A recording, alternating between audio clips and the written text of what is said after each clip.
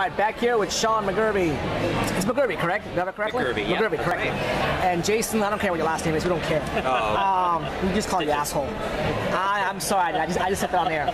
Said you and everybody in Detroit. So we're here at the at Bar Louis, enjoying drinks and food. Our third segment of the night is going to be the pro recap from week number 2. Let's start off with the Puck Buddies. Off the bat, Puck Buddies going against Funkmaster Redux in a game that on paper looked like a mismatch based on what we've seen so far in week 1. And, you know, give Funk credit, they battle hard, but too much Batman and Robin, too much of Jake Ruby and Brad Patton again. And as a result, they go down, I believe it was score 7-2 if I recall correctly, or thereabouts. Yeah, it was 7-2. Your thoughts on the game, Jason? I'm noticing a trend here, the Jake and Brad combo. You know, that's pretty much all you got to say. I mean, the Puck Buddies, I thought they had the better speed. I thought Jenna played a good game in net, but again, it's hard to stop Jake Ruby. I don't care if you're, you know, Jonathan Quick. Jake could probably score on him too. So that's all I'm going to say about that. Any thoughts on the Puck Buddies and Funkmaster, Sean? Yeah, I don't really have anything more to add than what Jason said. I think he's right on the mark about that. You know, those two are just really hard to stop. They're a really potent combination. Like your Andrew Kramer, similar style of players. Exactly. Speed galore overall. Yeah. Now, Puck Buddies are 2-0. Only one of 2 undefeated teams so far after week 2 in the Pro Division play as well. They've played so far, what team? They've played DCP, probably a 6th or 7th ranked team in power rankings. They played Funkmaster 7th. They haven't really played a top 5 team on the power rankings so far. Had an easy schedule. They've looked good. Now, don't get me wrong, they're a great team. They're a champion. Are they looking better than they possibly are because of playing a little bit weaker opponents, do you think? Or are they this good again this season, Jason? I think they're this good again. I will say, though, kind of like what I said earlier about the Babylon Warriors, I do think they will lose a game this season. I don't know who it's going to be to. I'm not going to make any prediction. I'm not going to, you know, pull fake stats out of my ass like certain commentators will do. And he's not here. But I will say that I think they'll lose a game this season. But, you know, they're not, and we talk a lot about Jake and Brad, but they're not just Jake and Brad.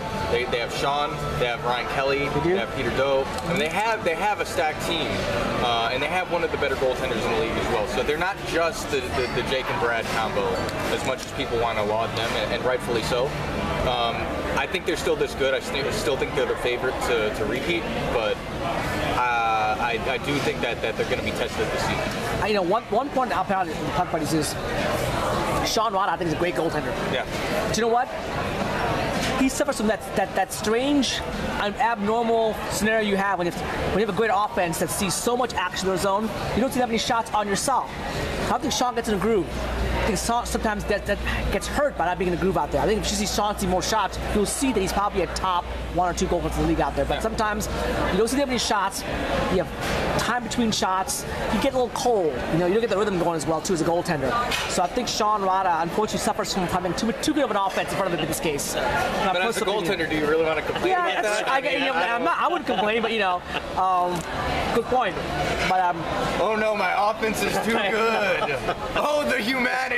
Let a few into our zone, just every now and again. Come on, guys. Well, I think Sean will be fine if he's tested. I'm sure he'll be fine. I mean, everything. I've seen nothing wrong mechanically with him, and I don't think he ever takes. You know, I don't think he ever gets into a lull. So, you know, he's always alert. He's always looking for the shots when they do come. So I think he'll be fine. Now let's go to the other part of the equation here. What is wrong? Oh, there's something wrong with Funkmasters. They're 0-2, and they're clearly in the bottom 4 teams of the Pro Division, maybe in the bottom 2. What's wrong with Funk, if anything's wrong with Funk at all? Jason? I don't know. I don't think anything's wrong with Funk. It's just tougher competition this year, all across the board. That's really it. I mean, yeah, I think the first week Jenna was kind of out of her groove. She was rusty. Yeah. You know, I mean, I don't think she was this week. I think it was just, again, you going against Puck Buddies. I mean, it's surprising. It was also a third game. Yeah, you know, so. Yeah, that too. But you go against a team like the Puck Buddies. If you don't give up, you know, 5+ goals, that's surprising. So, you know, it's. I just think it's tougher out there this season for pro. I think Funkmaster will rebound, and they're gonna get some quality wins out there. So I'm not worried. You know what? I agree with you. I don't think anything's wrong with Funk. it's the other team that passed them by. You know, they're a good team. I think they haven't gone backwards. Other teams have gone forward. That's what's happened out there, and it's a very tough division out there. And just one of those two things happen sometimes. You stay status quo, everybody else around you improves. It's the way it is. They're a good team. Don't get me wrong, but you know, they finished number 2 overall last season. They're going to be hard-pressed to be in the same spot this season as well, too. It's going to be very tough overall. Now, other game we had, the other undefeated team, was a great matchup, probably the best matchup on paper, between Blood Red, ranked number 3, going in that week, against the number 4 ranked team, Puck University, in a game you called, Jason. Yeah. This is a feature game on YouTube. Tell me your thoughts on this game and what you saw. In a game that Puck University pulled out a 5-3 win, by the way. Yeah, again, a very hard-fought game by both teams. I'm impressed by Puck University's chemistry. They obviously came over from the X Division, but they did have quite a few new people. I think 5 or 6 actually. Yeah, 5 or 6. You know, Jess is new to that team. She immediately springs to mind. Yeah, so there is some turnover, but I don't know if they send out emails to each other about what to do, and yeah, see, you're shaking your head behind the camera. Look, I'm the general manager of Puck University, so I think all the information they need about the strategy and emails as well too. They have an advantage. But they have an advantage. The new players have bought into their system, and I think that goes a long way.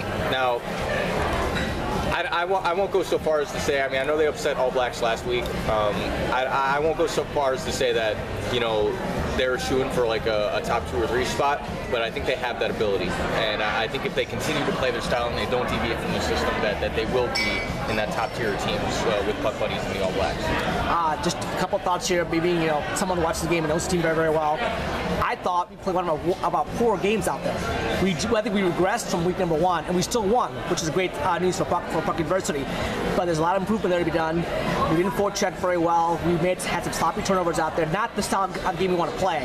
But the fact that we're able to win playing down a level or 2 is a good sign for us. I think we'll improve.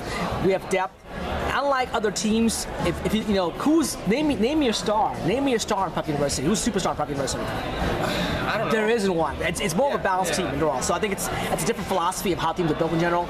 So I think you will see how that plays out against Jacob and Puck University. It'll be a very contrasting style of matchup as well too. So they win, and now I want to give Blood Red credit out. The Blood Red, I thought, played the better game actually. Strategy-wise, they forechecked better. They played more energy. They had more aggression. They played smart. They played a smarter game, I thought. No shame in that loss, in my opinion. I actually gained a ton of respect for Blood Red in that loss, actually, to be honest with you. Really? See, we got that on record. Yes, folks. you do. I mean, I'm honest. Record. Look, I'm not here to bash teams. Gained a lot of respect for Blood Red. I'm not here to bash. I'm here to tell you what I see. And I don't sit here and say I'm going to come out here and bash the Warriors or bash Blood Red. If I see good things, I'll let you know out there. And Blood Red, I thought they've changed from last season. They're playing defense. And he hasn't had that much to drink, so he is sober. I am here to verify that he is sober when he said that. If I was drunk, I'd be kissing about my Warriors' butt. But I'm pretty sober right now. But the point is that they've changed their chemistry. They focus on defense more. They've got more of a team chemistry by. They're playing good. They're using the speed. They're using passing. They're playing for each other, which is important as well too. So I thought Blood Red did very, very well. Any thoughts on that game? Are you familiar with the teams? Any thoughts on Blood Red and Puck University? Yeah, I thought it was a great game. I thought, they fought very hard. Both teams very good. I think that, what you guys said about the chemistry with Puck University, I think was very good. Blood Red fought an extremely hard battle. I think it was a great game. Really good game. And as we dive it now, we have only 2 teams in pro undefeated right now. It's Puck University and Puck Buddies. They're going to play the second to last week of the season. Will they stay unbeaten when they get there? I don't know. It's going to be a tough road for both teams. I don't think any team's going to stay unbeaten that late into the season. That late, week 7. Which should be a great game to watch as well too. Coming up in week number 6, I believe, of the season as well. Game number 3 on the top, we had a game that I thought was also a great game on paper. It's also a feature game as well. Jason taped as well. The Ducks and the All Blacks. A game that the All Blacks are coming off a tough loss to Puck University in week number 1. They don't want to go 0-2 in this tough division. When you go 0-2, it's a case of depth, in my opinion. And they were able to avoid an 0-2 start and beat the Ducks. Ducks didn't have two of the top players. Right. They're missing James Miles, and they're also missing Chris Callender. Yeah. But give credit to TAP, they took advantage. They played hard, they dominated the game, and they won in blowout fashion by a score, I believe, of 7-2 or 7-3. Actually, 7-3, if I recall correctly. Your thoughts on the game? You taped it. Yeah. You called it. What did you see? This was a fun game for me to tape. Let me just say that even though it was a blowout, Elliott played outstanding for the Ducks. I mean, he had, in the first period, 3 saves in a row. He lost his stick. Yes, he did. He had a great first period. 3 saves in a row. Absolutely. I don't Stunning. know how he did it. Yes. I need to figure out what he's getting from his pharmacist so I can get some of myself. But he played outstanding. It's just the All Blacks, they rebounded from their tough loss in week 1, and they really brought it as far as shots on goal wise. And no matter how good you are as a goaltender, if your defense isn't helping you out, I'm not saying the defense didn't help them out, but I think the All Blacks exploited certain holes, and that's how they were able to do it. Credit to Tracy, credit to Honey. I mean, they were able to get out of the zone a few times, but they did have, but just across the board as a team, the Ducks had trouble getting out of their zone, and All Blacks were able to sustain drives. So I think the shots on goal was like 40-something to 11, if I recall correctly. It was very lopsided. And for the Ducks to have Josh Brooks and Luke Taylor still there, that's a little surprising that it happened out there. The All Blacks are known for their offensive prowess.